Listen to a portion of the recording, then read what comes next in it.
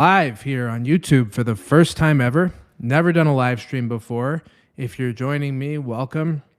My name is Dr. Ryan Holsapple. I have a PhD in psychology. I'm in the process of converting to Orthodox Christianity. Some people say converting is not the right word, so forgive me. I'm a catechumen. I'm supposed to be baptized on Pentecost. And I wanted to stream live and chat with some of you. So if you're joining, welcome. I invited my brother. I'm not sure if he'll be coming. My brother Colton. Oh, hey, buddy. Am I in? My brother Colton has joined us. How you doing, man? Am I in? Can you hear me? You're definitely in. You're definitely here. Wow. Yeah. Well, I'm not at the house right now, but I thought I'd say hello. Hey, how you doing, man? Pretty good. What are you guys talking about over here? Well, I got people asking me questions. I was just waiting for some people to join. I've got Orthodox Bill asked some questions. Asked at least a question that I'm going to get to here in a minute. Hey, Bill, thank you for being here. And VAR Inquirer says, hey, how's your day? So how's your day, buddy? Good. It's a wonderful day to be alive. I must admit, I'm a little distracted. I've got like two screens and a phone. I'm looking at the chat. I see myself lagging over here so that I'm speaking behind where I actually am a little bit. So forgive me, everyone. I'm just getting used to this. Is my first live stream on this channel. So Colton is my Ryan, you got to lock in. You got to lock in. This is the big show. This is the big time. You better focus up. You're very blurry, by the way. But I guess you can't help that because of your reception. Yeah, actually, I think it's fine on my end. Good. It doesn't look blurry to me. Good. Yeah. Glad to hear it. Yeah, so I do have to lock in here. So I'm going to read the first question, and Colton, you can kind of jump in here however you want. Colton's my blood brother, lifelong blood brother, younger brother, but we're so close to the same age that it doesn't really factor in once you're in your 30s. So, it's a factor. Is it? You're still intimidated by me after all these years? That's right. Thanks for joining, buddy. That's right. So Orthodox Bill says, interested to know your take on Jung's theory that the shadow has to be embraced and integrated now with the light of Orthodox teaching, knowing that evil cannot be unified with the soul.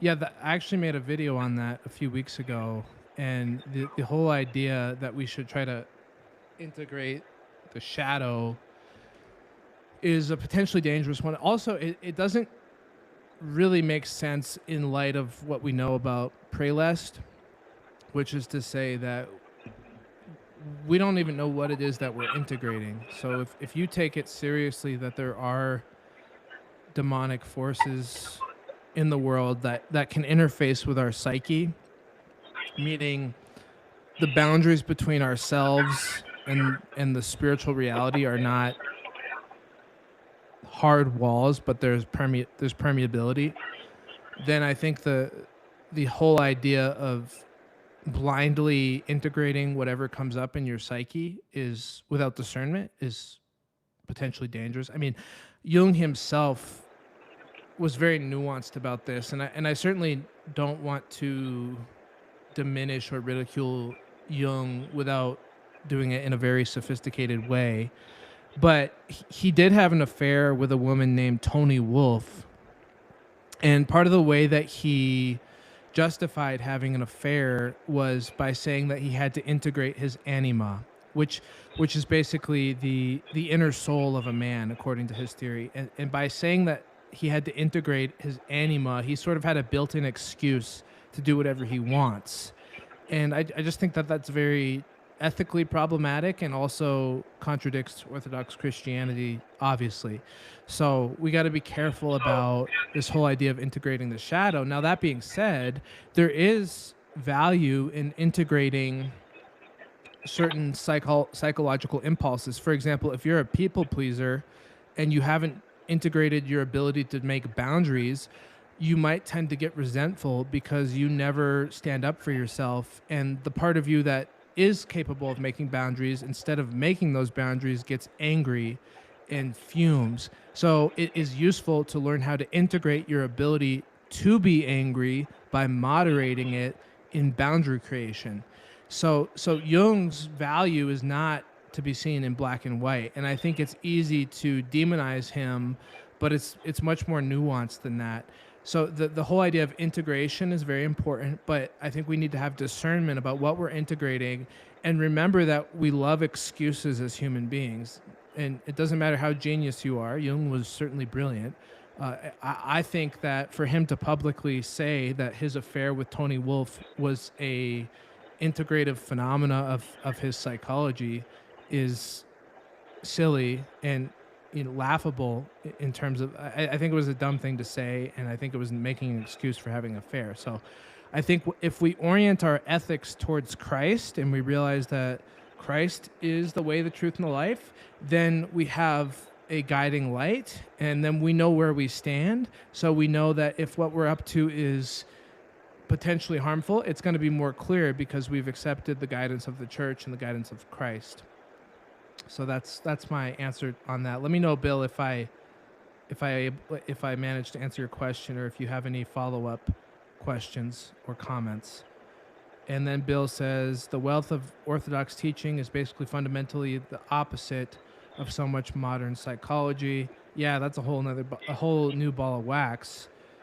Colton, what do you think of this whole idea of integration, and how do you, when you work on yourself in your life, how do you integrate without just giving license to any impulse you have?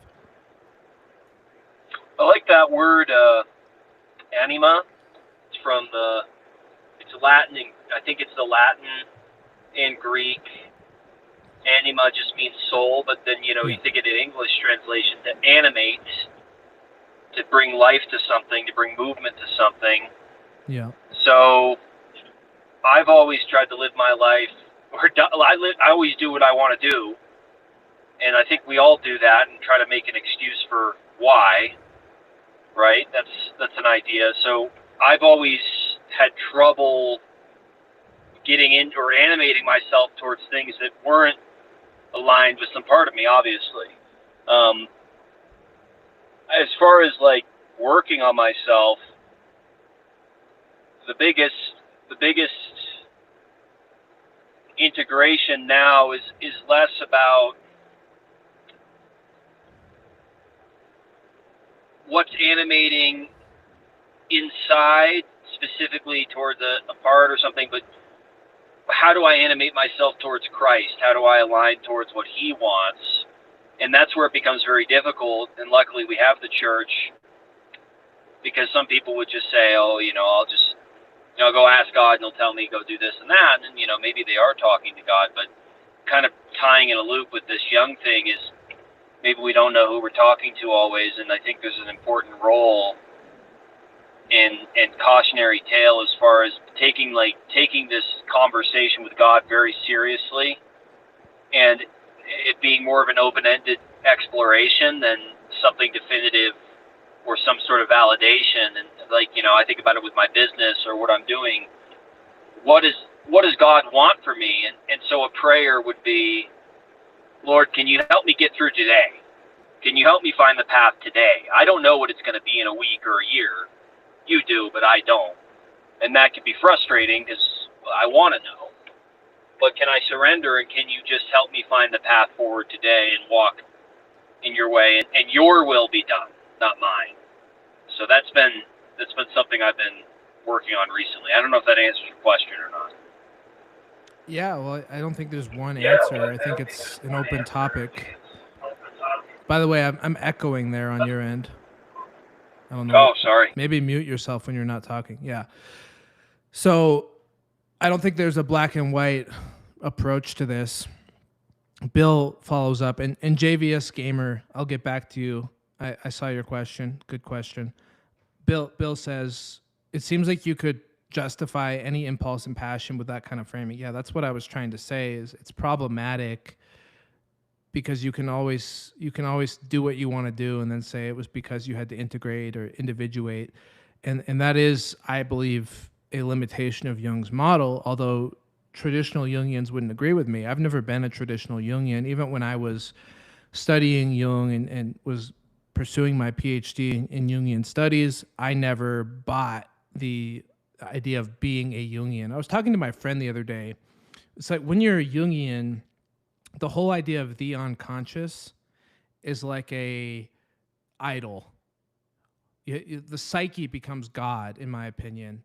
Oh, we got to listen to the unconscious. The unconscious in Jungian psychology is the whole repository of archetypes and symbols and unknown psychic contents. And I've noticed a lot of Jungians almost worship this idea of the unconscious psyche like it's God. And I just don't find that viable. Even from a secular perspective, I think it's problematic, but certainly from a Christian perspective, it's problematic. So I Ryan, believe, can I ask a question on that? yeah. So, and this is something I thought about when we've had these conversations too.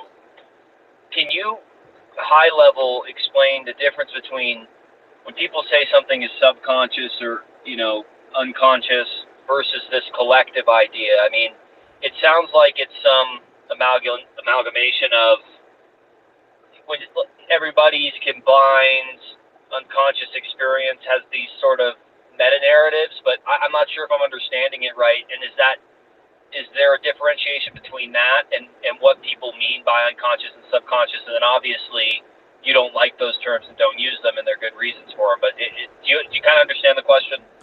Well, I got the first part about the distinction between unconscious and subconscious and what kind of work is it really doing. And then you said something about meta-narratives, and I'm not sure I quite followed that. What do Jungians mean by collective unconscious? Okay, that's a good question. And why do you reject that on its face? Okay. I kind of know the answer, but I'm really curious to the first part of the question. In Jungian psychology, the unconscious has two levels. One is the person has a personal unconscious, which consists of one's suppressed or repressed memory content, complexes, which mean like psychological points within you that they can be triggers, or you could think of them as passions that grab you without full metacognitive awareness. For example, you're driving down the road and someone cuts you off and you get really angry. That could be considered a content of the unconscious, personal or collective. So the personal unconscious is sort of this repository of your whole life, its memories, things that you've suppressed, repressed, or some things that were never conscious about yourself. Whereas the collective unconscious is supposedly common to all of humankind and consists of these deeper archetypal symbols and mythological tapestry of gods, like God's lowercase g, meaning like mythological content that has deep underlying meanings and animates the psyche and gives us, in our lived life, these contents are constantly interfacing with consciousness in ways that we don't understand. That's why Jung thought myths had these universal components. And then you can look at a person like Joseph Campbell, who talked about the hero's journey, which tries to basically synthesize these mythological impulses from all these different cultures and religions and tries to find this underlying unified framework. But for Jung, the reason that this exists is because we all share this human genotype, and within the human genotype exists this archetypal content. And there's so much nuance to it that you could get into for days, but essentially it's basically, think of it as gradient. Think of it as a soil, like a gradient soil, where you have the top soil, and then you go down and you get into the rock bed, and you go down and you get into the core. Basically, that's the structure of the psyche. And at the top of that is you. is a person. It's like this little hilltop, but there's billions of these little hilltops, these people. But the deeper you go, the more universal it gets, according to Jung. Now, the word unconscious itself functions as a operational term that's meant to describe those contents which you don't have access to in your present moment awareness. That's all it really means. So what happens in Jungian psychology is they take the word unconscious and they try to make it into a thing in and of itself, rather than realizing that it's just a relative word. It's like what you're not aware of right now. They call it unconscious. I personally think kind it's of a catch-all, right? I think it's a problematic word because you can throw anything you want down there. You can say, you can say, oh, I didn't mean to do that. It was unconscious. So there's excuse making. You can also turn it into a thing in and of itself when it's just meant to be like a relative term for that which you're not aware of. For example, that window, the shutter is closed. I can't see what's outside. So would it be appropriate to call it unconscious, what's out there?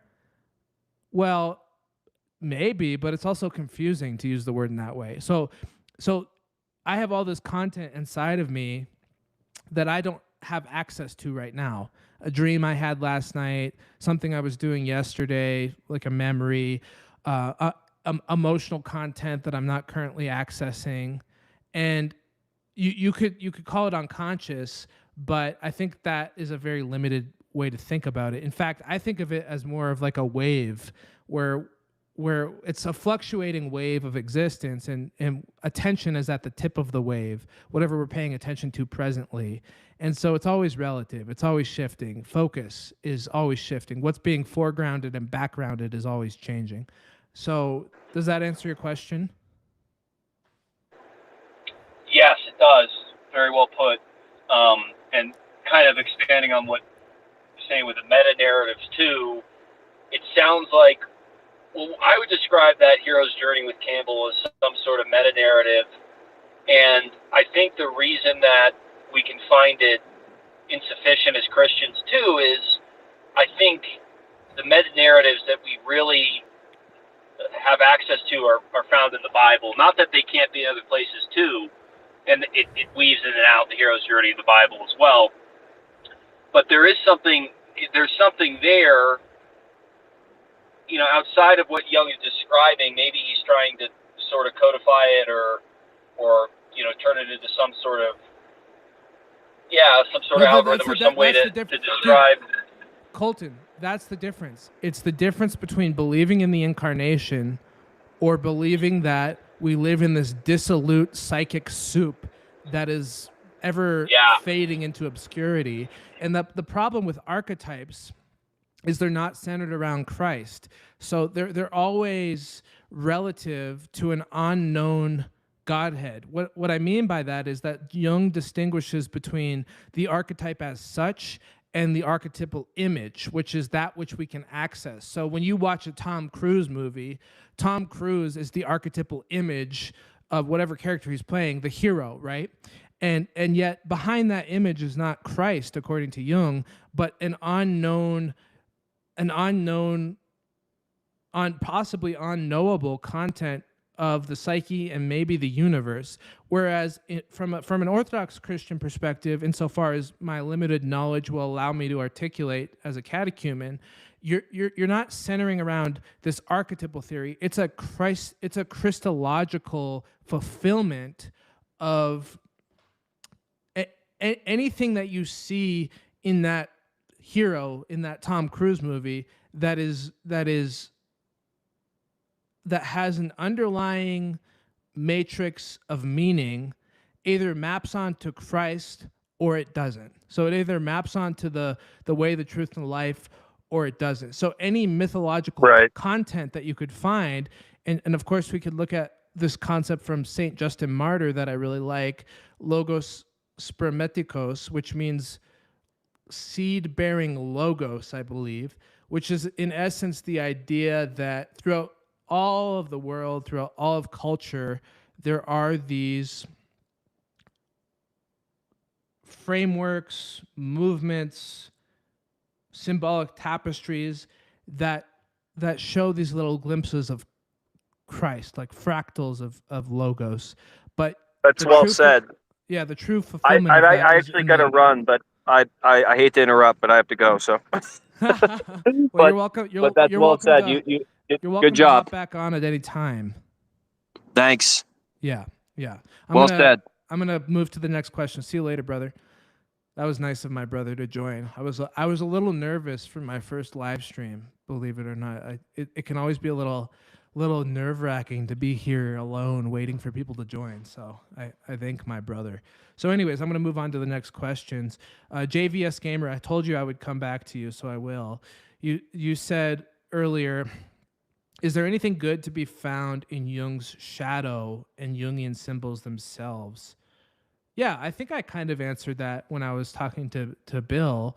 The point is that the shadow, first of all, Jung had the tendency to be a structuralist, but the best way to read Jung is through process. That's where he's at his most brilliant. He creates structures. The shadow is a structural term. It tends to refer to a psychic object that exists. But if you read Jung more closely, the shadow is more like a process. The shadow is anything you resist inside of yourself. If you resist becoming aware of within yourself. So if I'm a real angry jerk, but I don't want to admit it, that becomes a shadow content. It's something that I'm not acknowledging. And because I won't acknowledge it, it has a way of controlling me. Because anything we refuse to acknowledge about ourselves has a way of passionately running our lives without us wanting to take responsibility from it. So in that sense, things get shadowed. We shadow things all the time. And the more we're willing to wrestle with our own impulses and understand that it doesn't really help to deny they exist. That doesn't mean we should let them run us, but it also doesn't help to deny that they're there and not take responsibility for our own behaviors, our own emotions. So the best way to read Jung is through process dynamics, not through giving the structures reification, which means to turn them into things in and of themselves. I think Jung sometimes tips into that area, and I don't find it to be useful. Read him as a process-oriented psychologist rather than a structural one, because once you start turning the unconscious into a thing, you're dead in the water, in my opinion. It's just you've created this structure that doesn't really exist, the unconscious. We can do that with a lot of things in life. He did the same thing, the ego complex, the shadow, the persona, the trickster, the anima, the animus. It's all structuralizing and universalizing a process. So stay process-oriented, and Jung can be useful in that way. But I do think that the danger of Jung is that he can lead you into spiritual deception or prelest. If you read the Red Book, as he gets deeper and deeper into the discussion he's having with these different archetypal figures in his imagination, his so-called imagination, he all of a sudden is getting into metaphysical territory without admitting that it's metaphysical, and he's talking about the God that is both good and evil, Abraxas, and all of these problematic things that, if you are trying to be a faithful Orthodox Christian, are clearly heretical. And so I think you just got to be careful what you play with, because it can lead you down a road of deception. And I'm guilty of that. I mean, before I found Orthodoxy, I was doing that all the time. I probably still do it without knowing it. So that's my opinion now, and I'm sticking to it. Okay, I'm going to keep going. JVS, tell me if I answered your question, or if there's more that you want me to illuminate there or to add. Truly he is risen. Orthodox Bill says, I've always loved and enjoyed psychology like Jung and Jordan Peterson. Yeah, me too. I like Jordan Peterson as well. I used to like him a lot. I kind of grew out of it after a while, particularly when he got very political. I didn't tend to enjoy it as much, but I loved his old psychology stuff, and he was very helpful to me. Particularly, I've always loved and enjoyed psychology like Jung and Peterson, but with the new insight in Orthodox Peterson and others seem to fall short of an unchanging foundation to build their views on. Yes. Yeah. I mean, Jonathan Pajot talks about how Jordan Peterson is a hinge figure where he provides the type of content and intellect that allows you to go beyond materialism and secular psychology. And he also doesn't quite get to the next step himself. In that way, I think he can serve as a bridge for a lot of us. I think it's good to realize that nobody understands the type of burden he's carried by becoming so public, and he has helped a lot of people. He very much did help me.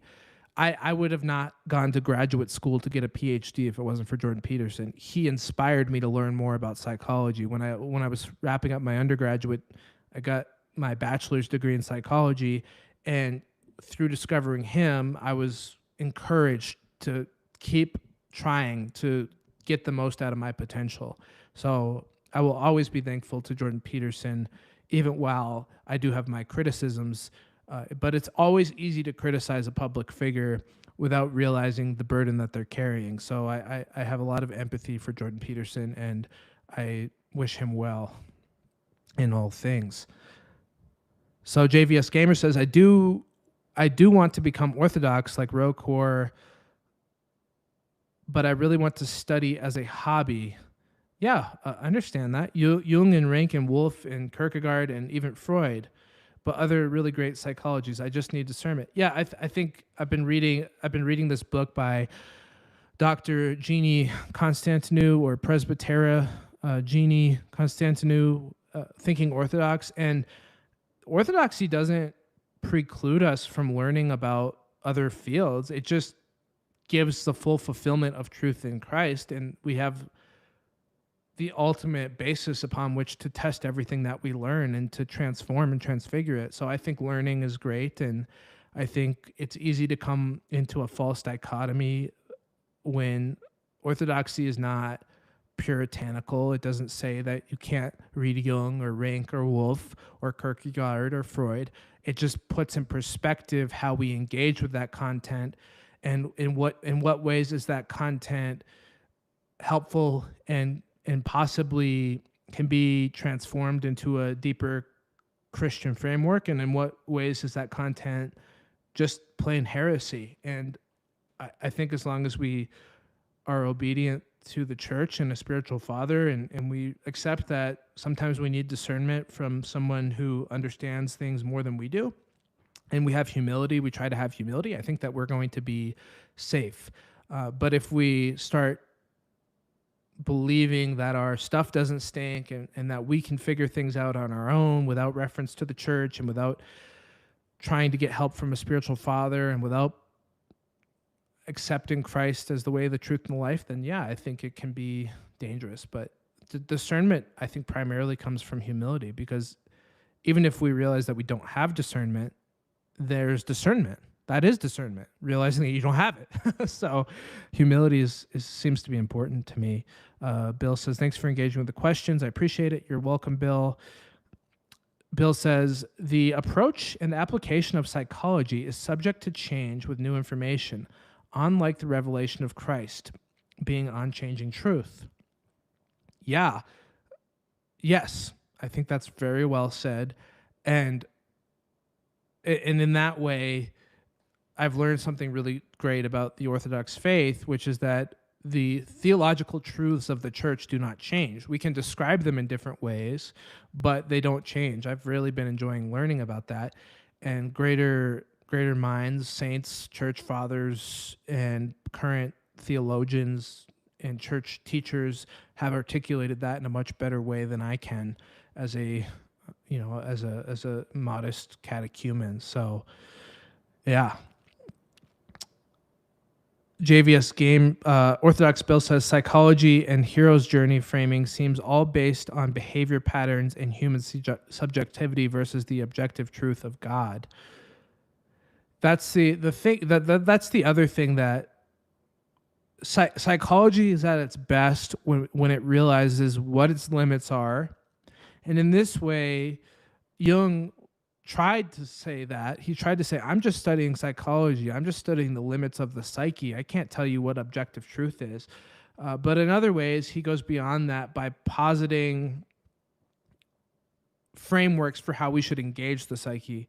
Whereas in a Christian framework, Christ is the one who tells us how we should engage our psyche. Christ tells us, if your right eye causes you to sin, then pluck it out and cast it away. So who we get our information from is not trivial. And psychology has the tendency to turn into nihilism when it doesn't have roots in God. When it has roots in God, I think it can be beautiful and can elaborate on the gifts God has given us and help us work through things and help us help each other, help us learn about how the mind works, how the brain works. So much beautiful knowledge can be gained in psychology if it properly relates to the underlying metaphysical framework that God exists and that we must be in relationship to him. But when it becomes self-referential and tries to erect its own value structures, or worse, assume value structures without grounding them in a deeper ontological bedrock, then psychology can get really wacky. And I see this happen a lot with therapy, forms of therapy, or forms of research that talk about healing but are unmoored. And so the basis for healing is subjective, self-reported self-gratification, which means that if I report that I'm happy with my life, satisfaction, that's what matters. So it doesn't matter what God says about what my life could be, should be. It matters what I think about my own ability to be satisfied with myself. And in that way, I think that we end up in nihilism, because if everybody is the source of their own value hierarchy, then you're landing yourself in Nietzsche's proclaimed world where God is dead and we must become gods, and not in the Orthodox sense, but in the sense of creating our own values. And I think psychology often has a tendency to posit values without grounding them.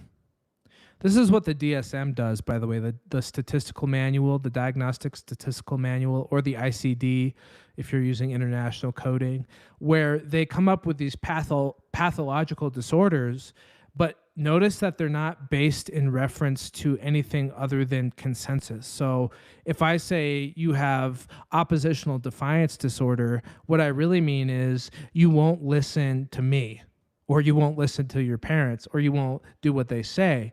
Now, that's relative, right? It's not rooted in Christ. It's rooted in social cultural norms. So if I say you have a disorder, I'm not talking in the Orthodox sense that your life is disfigured and you've departed from the way, the truth, and the life, but I'm talking in the sense of, according to our board of psychiatrists, you have disorder because we decided that it's a disorder. I think that's problematic. And a lot of times when people are labeled with a disorder, it actually further ingrains the disorder. And they get a sense of relief at first because they've been validated that they have a problem. Because when you put a label on something, it acts as there's a word called an apotropaic, which just means that it's a magical label that wards off chaos.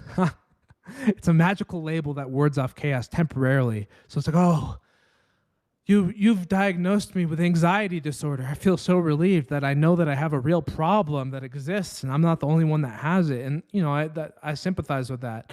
But at the same time, we have to realize that when a psychiatrist or a psychologist or a board of psychiatrists and psychologists comes up with a pathological definition, they're mostly just making it up. Whereas in the church, I've learned that there's a very clear basis for what a life in Christ looks like, and that's true healing. And so to say something is disfigured is defined against an actual ontological bedrock, and it makes more sense. It's not just this self-referential cultural thing that's going on that's making up a disorder.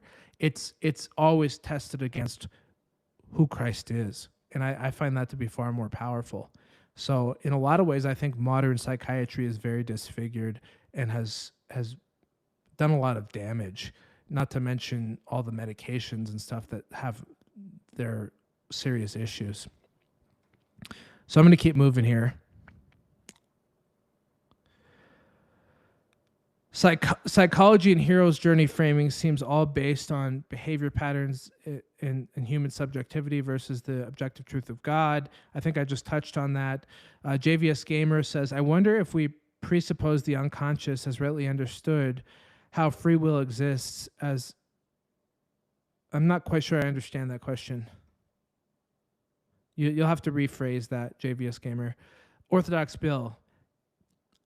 Yes, the point of it is in reference, is shifting and not stable in psychology versus revelation of Christ as a stable rock of reference. Yes, that's exactly what I'm saying. It always needs to be referenced back to Christ if it's going to be meaningful.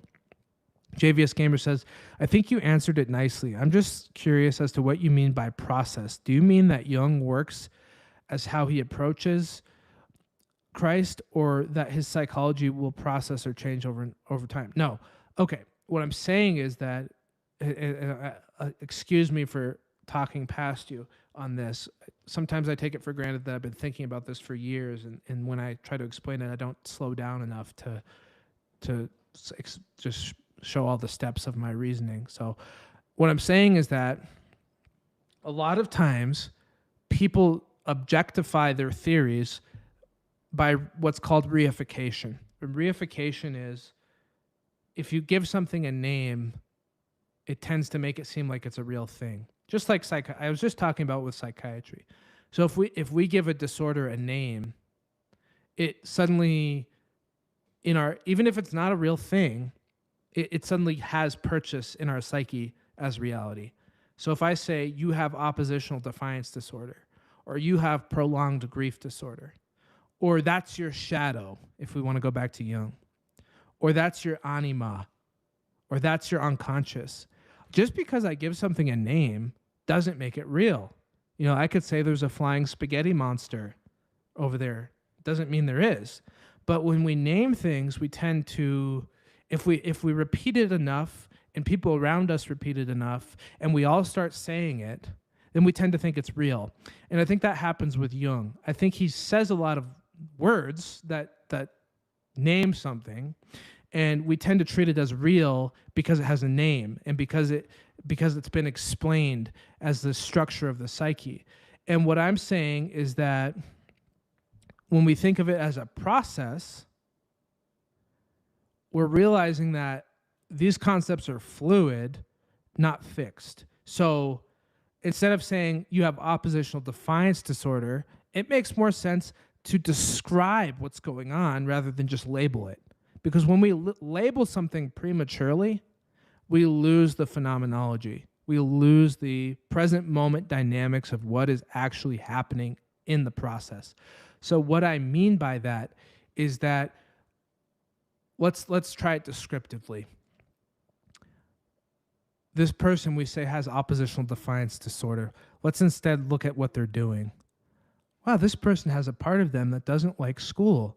But I watch them and I see they really enjoy being outside and running around on the playground. And I watch the way they interact with people, and they're very tenacious, and they kind of steamroll through the playground, and they can kind of push other kids if the kids don't give them enough space, and they're not so gentle.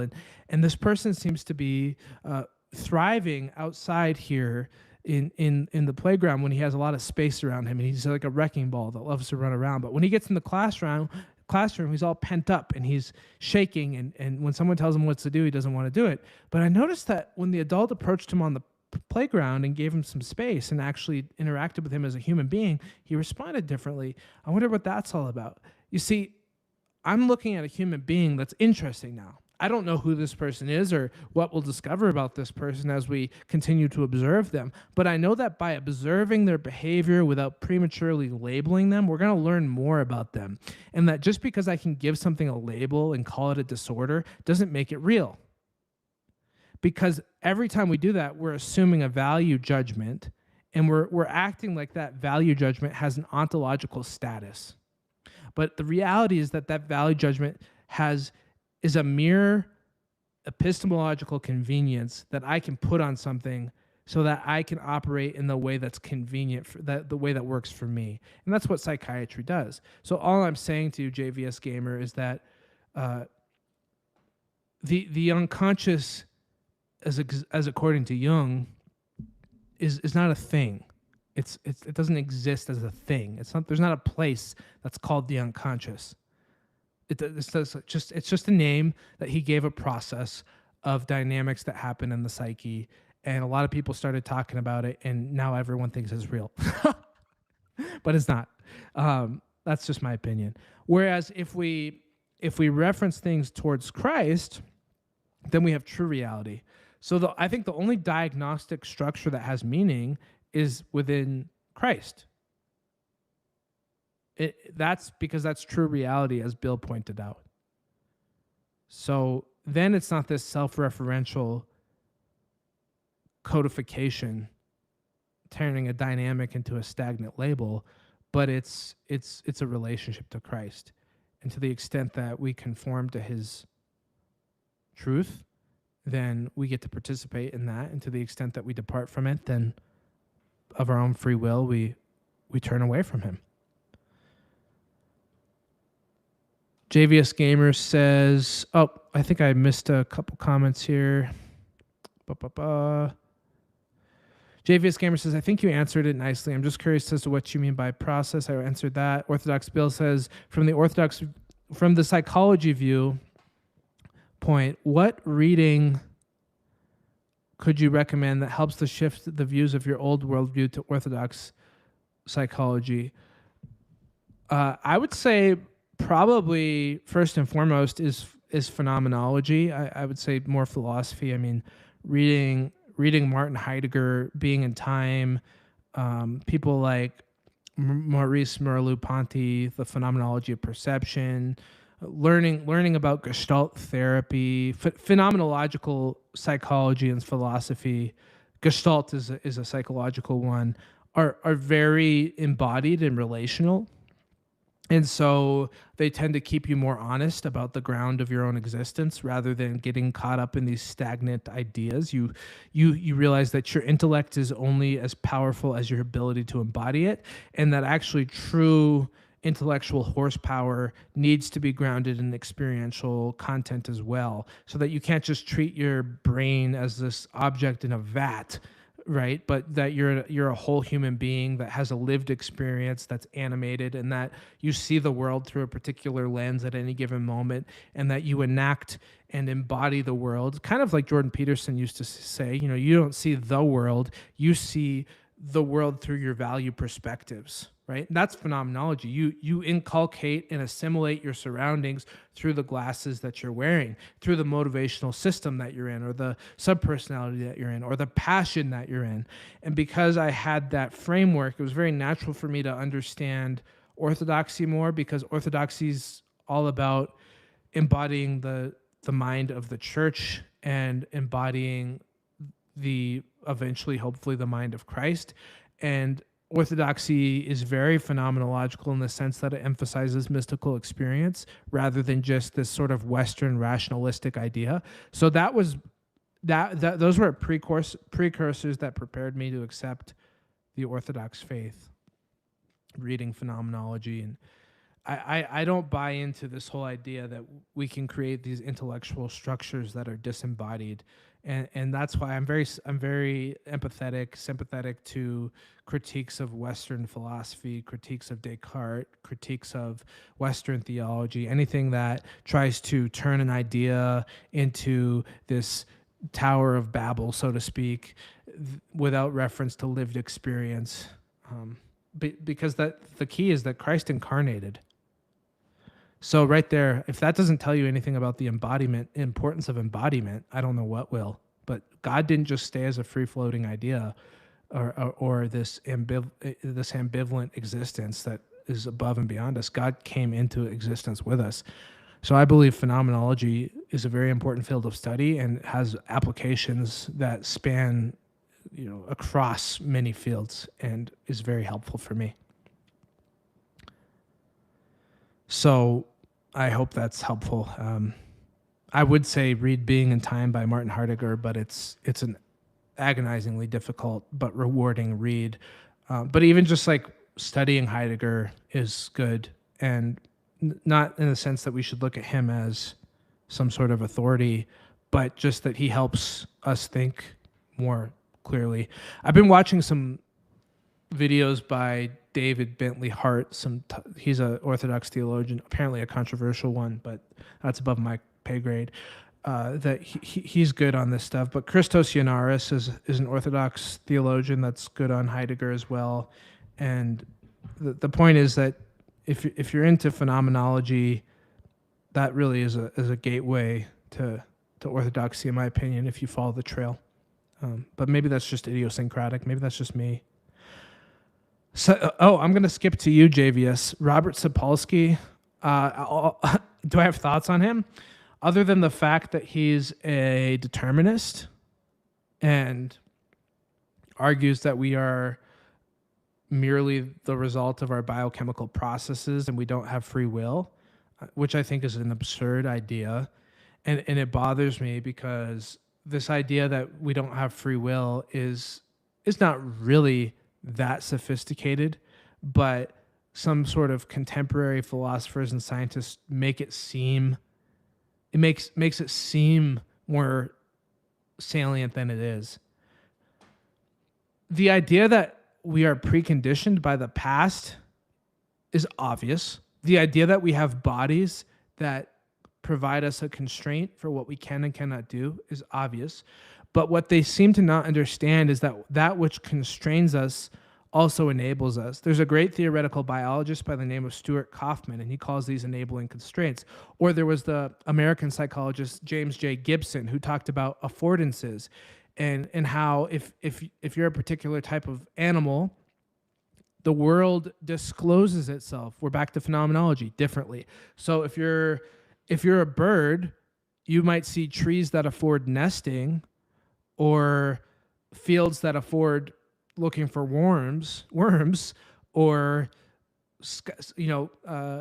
good weather skies that afford a nice flight. But the point is that you see your possibilities in terms of what's constraining you, in terms of your embodied organs, in terms of how you were created. So to me, the idea that we have constraints is the precondition of freedom. If you don't have a body, you're not embodied. So what choices do you have? Zero. Because if you're not a thing, there's nothing for you to relate to in reference to what's possible. So embodiment is the precondition of freedom. So I just think that just destroys Sapolsky's argument for determinism right away. I mean, in like 2 minutes, it's dead in the water. Because he's trying to say your biochemistry preconditions all your choices and you can't have chosen otherwise. No, your biochemistry grounds a certain field of possibilities, which we're spiritual beings. We're not limited to our biochemistry, but we certainly have biochemical limitations. And the fact that those create a lens for what's valuable to us in any given moment in no way defies the capacity for us to choose. So determinism doesn't make any sense.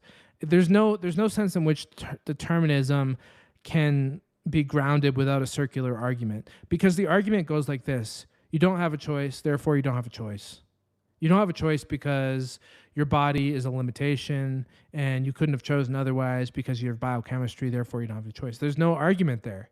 Whereas what I'm saying is much more robust. I'm saying, let's make observations. We have bodies. We know that from studies of physics and quantum physics that reality is not purely deterministic. We know that as a fact. We know that we have consciousness, that choice appears to be very real to us, and we act on choices all the time. And unless you want to make the argument that consciousness is just an illusion, which is also a stupid argument, then you have to take choice seriously. And free will doesn't mean that you're free to do anything you want. You don't get to jump off the roof and fly, unless you really are a bird. But the point is that having limitations does not preclude you from having choices. So I hope that makes some sense. I'm going to go through some more of these comments here.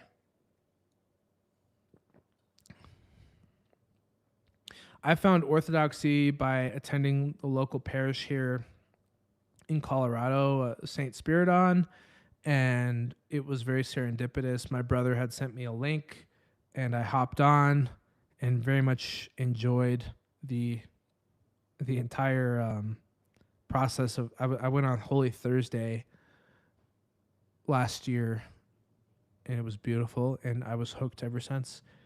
And that before that, I had found Christ and was reading scripture and having powerful experiences of Christ, and so I was looking for a deeper engagement with Christ, and realized that Orthodoxy was the true church, and that's how I eventually came to engage the Orthodox Church.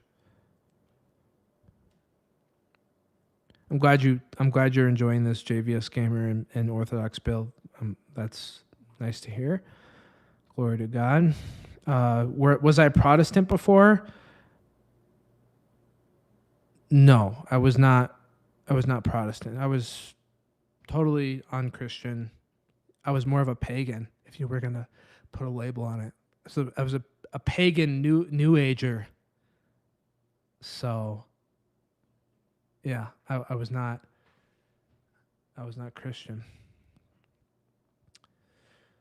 Orthodox Bill said, I wonder if Sapolsky would argue homosexuality is a choice. No, he would say it's all deterministic. There are no choices.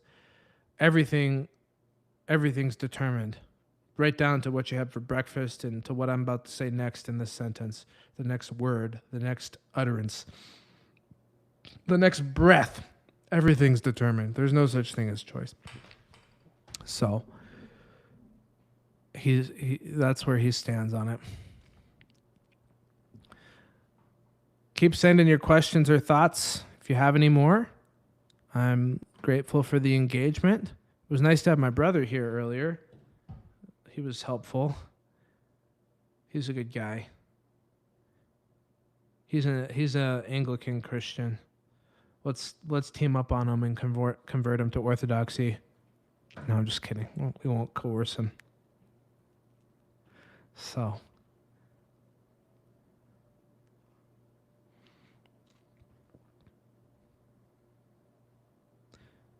make sure I didn't miss any of your comments here.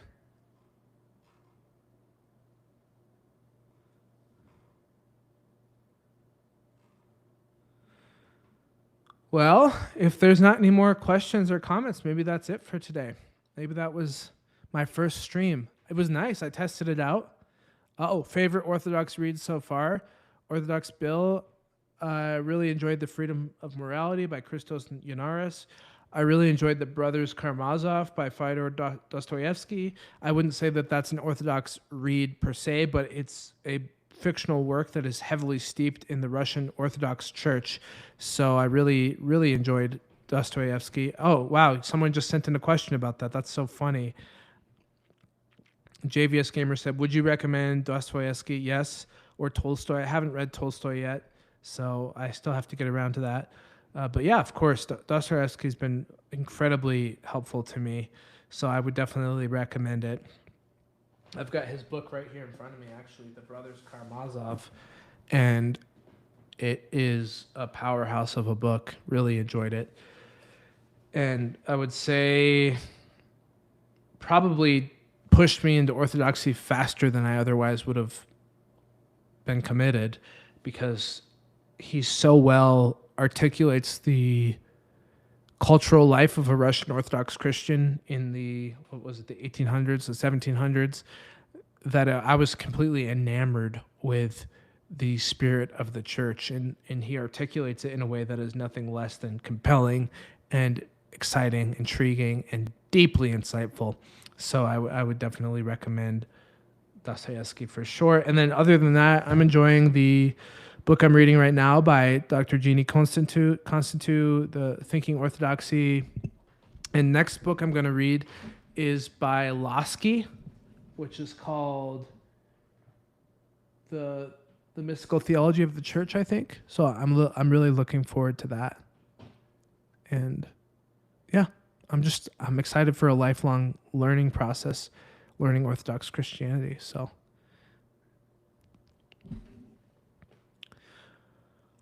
Well, I think that's good for me. I gotta get ready to go help my wife with some medical routines. So I'm gonna wind down here. Thank you, Bill and JVS Gamer. Just skip ahead to Lasky. Somebody said. Just close the current book and go straight to Lasky. Fair enough. I've heard good things, so I'm excited. I'm very much excited. Thanks for the comment. Thank you all for joining today. I really enjoyed it, and thank you for being patient with me on my first stream. I hope it was somewhat useful, and I'll continue to do these once every week or two. So, no, you're not too late, but well, I guess you are too late. Sorry. I guess I'm trying to soften the blow here. We'll do another one soon, Snow Quilter. Don't worry. This is the first of many streams. And I look forward to a great engagement with you. Oh, I'm glad you liked that book, Orthodox Bill. I'm looking forward to reading it and discussing it on this channel. Bill, if you want to know some of the other Orthodox books that I've been engaging, look at the channel history, and you'll see a few there that I've read. So that might be interesting for you. I really appreciate the engagement. And yeah, as always, everything I say is, up for interpretation or reinterpretation within the faith of the Orthodox Church. So I'm just a catechumen documenting my process of coming into the church. All right. Much love for you all. God bless you all. And I hope those of you who are able to attend Divine Liturgy tomorrow have a blessed time.